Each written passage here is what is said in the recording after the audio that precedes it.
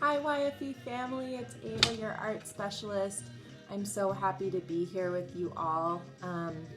I've been feeling a little bit bored and lonely. I know that making with my hands and getting into a hands-on process really helps me feel happy and grounded. So I hope that this offering will help you as well. So today, the day that I'm recording is the Spring Equinox, the first day of spring, and that means it's Passover season. So it's the month of Adar, and Passover is the time when us Jewish people tell the story of how we became free as a people, as from being slaves in Egypt to being free Israelites, who then wandered in the desert for a long, long time, right before finding a home.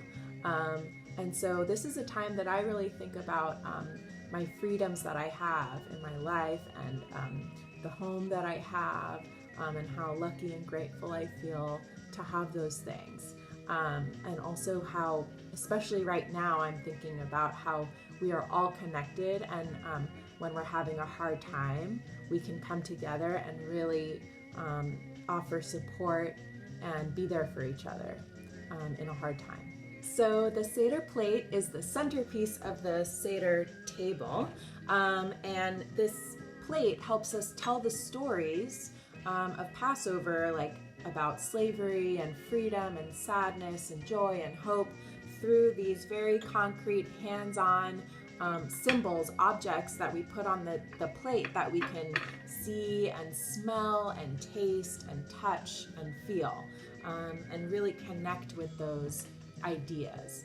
So your challenge today is to make a Seder plate using materials that you have at home. So often Seder plates are made of ceramics or glass, right? I brought a few example Seder plates to show you from my family's home collection. And so first, in order to make a Seder plate, we have to think about, ask the question, what even makes a Seder plate, right? Because so many of them look so different. I'll show you some pictures of all different kinds of Seder plates.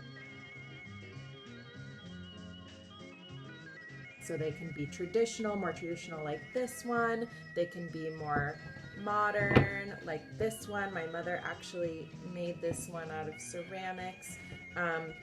And they're both round, as you can see, and they're both ceramic, but they're also different.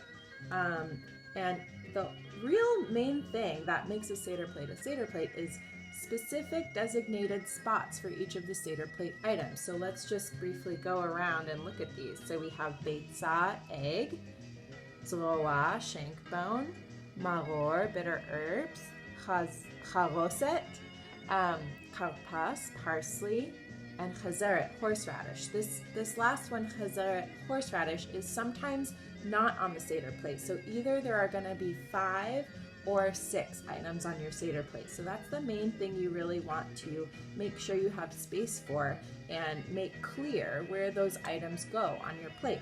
This one also has the word Pesach in Hebrew written in the middle, which is a common thing. And then we have some decorative elements, right? Some grapes and flowers. And then we have the cups that go on top. Now this plate really could just stand alone as a plate, but if you want to, you can also add little cups. So each of these cups has a little name in it that matches, so it goes in a certain place on the plate. This one is much more minimal, so you can see there's no writing or names or really like decorative anything. It's really like a sculpture.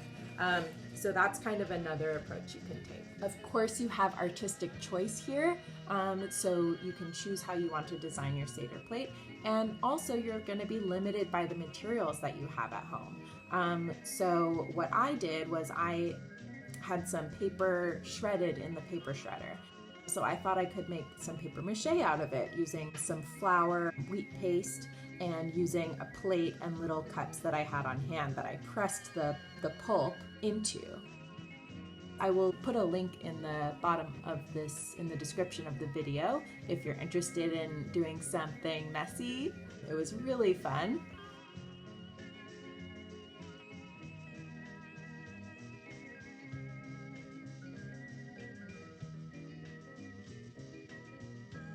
So let's think about what you might be able to use. First, you're going to want to think about a base. What's going to make up the base kind of plate? So we could make it out of paper or cardboard. You could even laminate it with clear packing tape to preserve it a little, protect it. You could use maybe a muffin tin, I thought.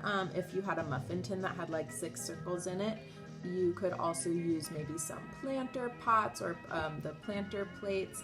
If you have any clear plates that you don't need, like clear plastic plates or glass, that could work. You could also make a Seder plate with no base plate and just these little cups that you put on the table.